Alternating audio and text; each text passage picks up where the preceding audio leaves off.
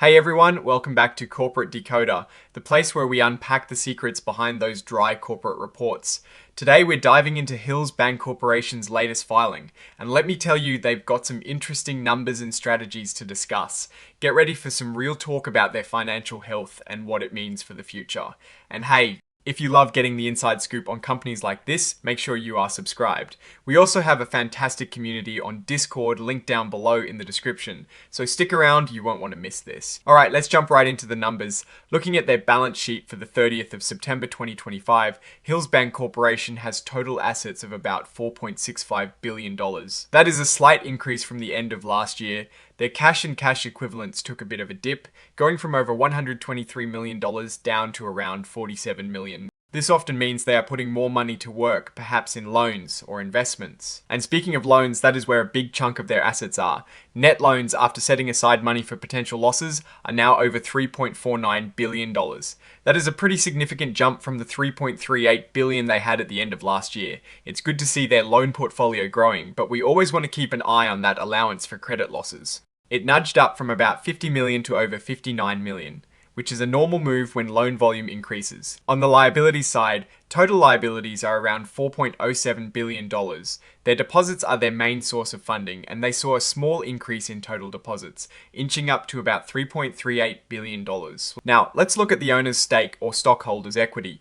Paid in capital is around $65 million, and retained earnings, which is the money the company has kept over time, is a healthy $614 million. This shows the company has been profitable and reinvesting in itself. Moving over to how they've been performing, let's check out their income statement. For the 3 months ending the 30th of September 2025, their net income was about $12.9 million. That is a nice bump up from the $12.17 million they made in the same period last year. Looking at the bigger picture for the 9 months ending the 30th of September, their net income jumped significantly to $45.99 million, up from $36.58 million in the prior year. That's a solid 25% increase. A huge part of that income comes from what is called net interest income. For the 3 months, it was almost $38.5 million, a big leap from about $29.4 million last year. This means the difference between what they earn on loans and investments and what they pay on deposits and borrowings is widening in their favor. However, they did see a rise in credit loss expense, going from $2.3 million to nearly $6 million for that 3-month period. This expense reflects how much they are setting aside to cover potential loan defaults. While the increase is notable, it's important to see if it aligns with their loan growth and the overall economic picture. One interesting item here is a loss on the sale of investment securities. They booked a loss of over $4.2 million in the 3-month period of 2025, while there was no such loss in the previous year. This could indicate they are actively managing their investment portfolio, perhaps selling some assets to make new ones that offer better returns or to manage risk. On the expense side, salaries and employee benefits went up a bit, to about $11.3 million for the quarter. This is a common trend as companies invest in their people. Other expenses like furniture and equipment, advertising, and outside services also saw increases. And for the shareholders, that translates to earnings per S-share. Basic earnings per S-share for the quarter was $1.46, up from $1.35 last year. That's a positive sign for investors. Now, diving into the statement of stockholders' equity, we see accumulated other comprehensive loss, which deals with unrealized gains or losses on investments like securities. For the 30th of September 2025, this figure is a negative $9.19 million. Which is a significant improvement from the negative $27.3 million at the end of 2024. This suggests that the value of their investments, especially those available for sale, has improved. Specifically, that net unrealized loss on securities available for sale went from a negative $35.7 million at the end of 2024 to a negative $12 million by September 2025. That is a big swing, and it's largely good news. Looking at their investment securities portfolio, as of the 30th of September 2025, it is valued at about $962 million. A significant portion, about 42% and 28.9% respectively, are in state and political subdivisions and mortgage-backed securities, with US Treasuries making up another 28%. The amortized cost of these securities is over $974 million, while their estimated fair value is around $962 million. The difference highlights those unrealized losses we saw, which are mostly due to changes in interest rates rather than credit quality issues, which is a good sign. They clearly state they do not intend to sell these securities before recovery, which is a key point. Let's circle back to the loans. The allowance for credit losses as of the 30th of September was about $59 million. While it has increased, it follows the trend of their growing loan portfolio. They have a detailed breakdown of their loan portfolio by category, and it appears well diversified, with residential first lien mortgages making up the largest slice at almost 35% of the total. When we look at loan quality, they break it down by risk categories like excellent, good, satisfactory, and so on. For agricultural loans, for instance, the outstanding amounts in the excellent and good categories are substantial, which is reassuring. Though there is a notable chunk in the monitor and special mention categories as well. Their past due loans overall are relatively low compared to their total loan portfolio. Total past due loans at the end of September were about $28.7 million, which is less than 1% of their total loans. That is a good indicator of asset quality. Now, about fair value measurements, they break down their assets and liabilities. For investments like securities available for sale, most of them are valued based on observable market prices, putting them in level 2 of the fair value hierarchy. That generally means their values are more easily determined. Their commitment to extend credit, which are essentially promises to lend money, is substantial, sitting at over $680 million for loan commitments and letters of credit.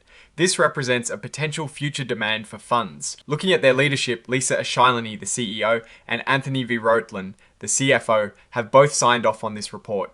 It is always good to see the top executives taking responsibility for the information presented. When it comes to risks, they're quite upfront.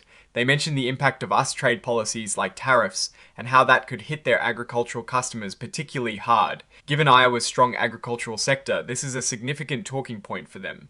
They also highlight the rapid development of financial technologies, like digital assets and stablecoins, and how that could challenge traditional banking services, posing new competitive pressures.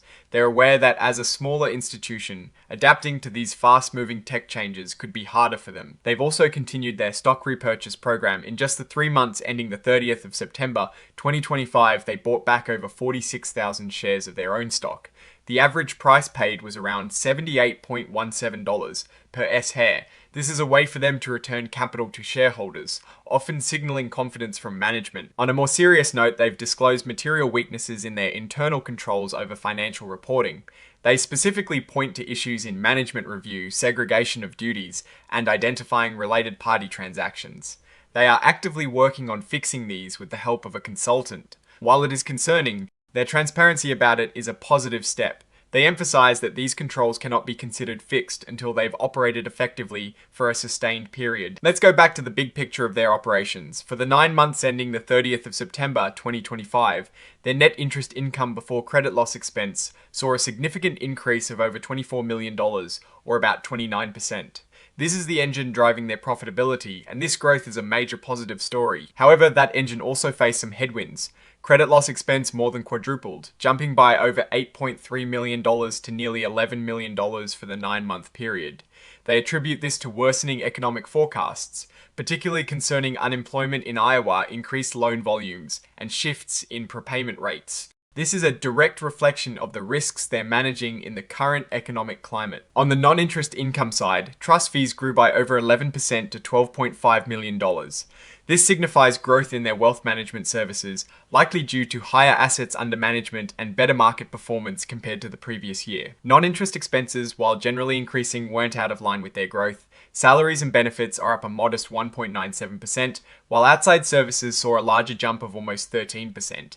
The company attributes this to increased professional fees and expenses related to other real estate owned or OREO, which are properties the bank has acquired through foreclosure. Now for my take, Hills Bancorporation is navigating a complex economic environment quite well. Their net income is up significantly, driven by a strong net interest income.